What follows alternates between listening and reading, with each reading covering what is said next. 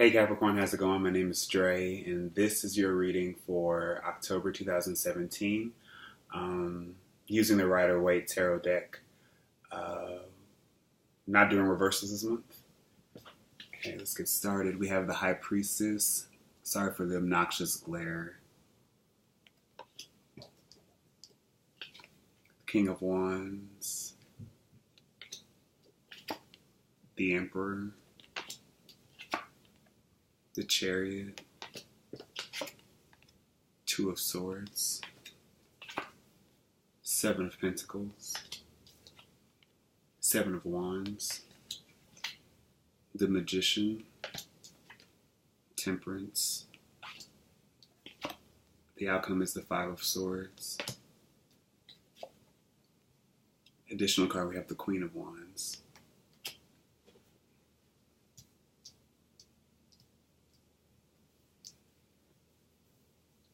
So I feel like there's disharmony, but it's like you're trying to find unity and you're trying to find you're just trying to find unity right now. And I feel like circumstances are so where everything's kind of, I feel like you're really being asked to like step up to the plate coming into October. And that's just because, you know, the sun is in Libra, which naturally clashes with Capricorn. So there's a part of you that probably has to be a little more social, a little more, because this is your 10th house. And that's the house that Capricorn rules.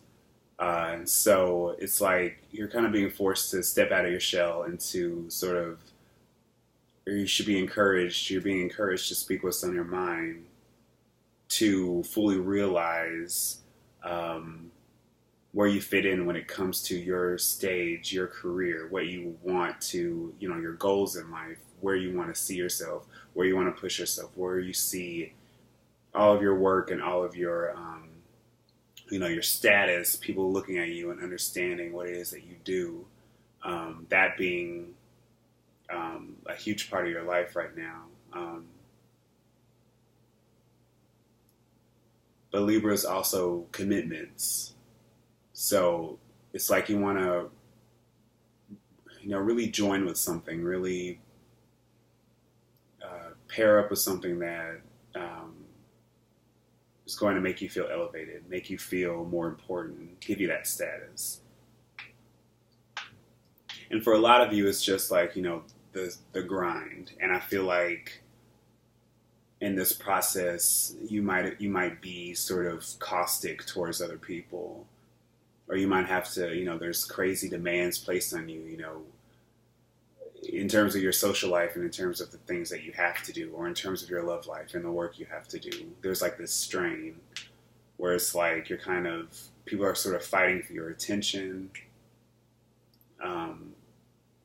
Or there's a sense where people want more of you right now, that people are asking more of you. People are coming at you, asking for more favors because they know that you have the money, or they see that you are a giving person, or that you're willing to, you know, give time to them. So people are probably coming to you more, seeing you as a leader, seeing you as somebody who is responsible, seeing you as somebody that,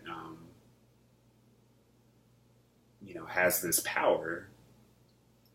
And what you do with that power, or you choose to make of it, you know, it's entirely dependent upon you. You can't allow yourself to let this sort of get to your head, obviously, or, you know, really care if other people see it as a negative. Like if somebody sees your success or see what you're building, creating, and they get offended or slighted by it, or if they start acting differently, you know, one, I feel like, you know, you probably won't even care. It's just that, you know, if you have to make enemies in this process, you just have to do that. But at the same time, understanding that what you have right now is something that will be worth even more in the long term. Like you guys probably have a lot now, or you're working towards something that is Um,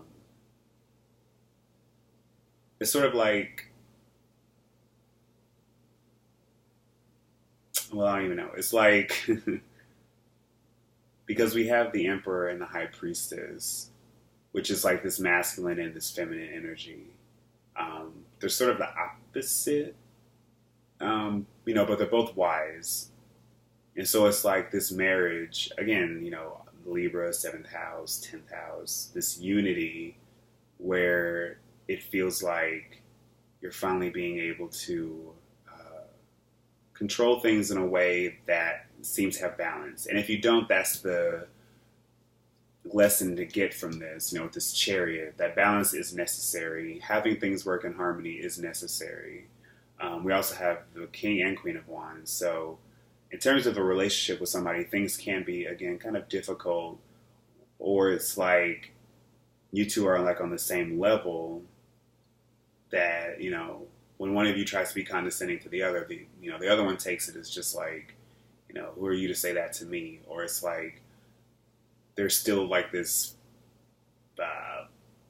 jockeying for who's at the top of the food chain, at least. But if that's not the case, I do see it as like a good union. It's just that if you guys have gone through a rough patch or if things have been tough, they're going to continue to be tough. Because, I see the Chariot and Temperance is like one and the same. Essentially, they serve the same function in tarot. It's just that they're different. Like, Temperance is like an elevated version of the Chariot. And that, harmony is required, patience is required, but we have to go beyond the physical, our day-to-day, sort of, making sure the bills are paid on time, making sure you're going to work, that you're, finishing your work, the fact that you're eating well, your relationship with your friends is fine, balancing all those physical elements of our life. And Temperance is more the internal, emotional aspect. So making sure that we're doing this through clarity and purity of heart, and that we are putting in our best effort with the Seven of Pentacles. And it's going to be tough. The Seven of Pentacles asks a lot from us, but I associate this card with Capricorn a little bit. Just putting in the work, and you will eventually reap the rewards. And again, that could be with whatever, because the High Priestess is all knowledge.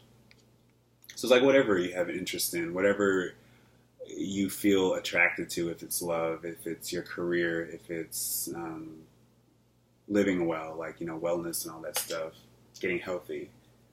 The impetus is on you to put that work into motion, to actually see it through, to be faithful to it, and to see the long-term benefits of it in a way that is going to help you reclaim a lot of power or feel more empowered as a person.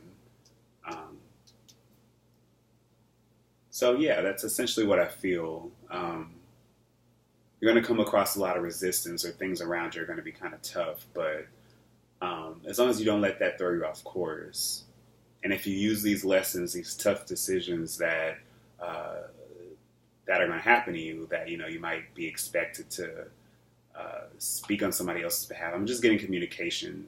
The people you're talking to, it's going to be kind of challenging, because with this Five of Swords, any five, it's all about transformation.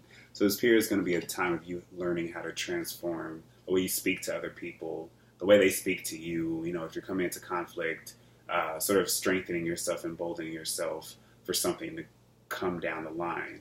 And in turn, that might, affect you in the present sense, in that, you might, if you do overcome some sort of squabble, is that a word? Like if you and somebody else really go at it, but you end up the victor, I feel like that's going to empower you. But again, don't let this go to your head. Don't let that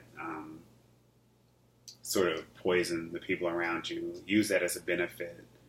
Use it to help any current relationships that are sort of rocky. Be a little bit bold this month, Capricorn. Sort of stand in your beliefs, but voice them as well. All right, so thank you. I will see you guys Scorpio season.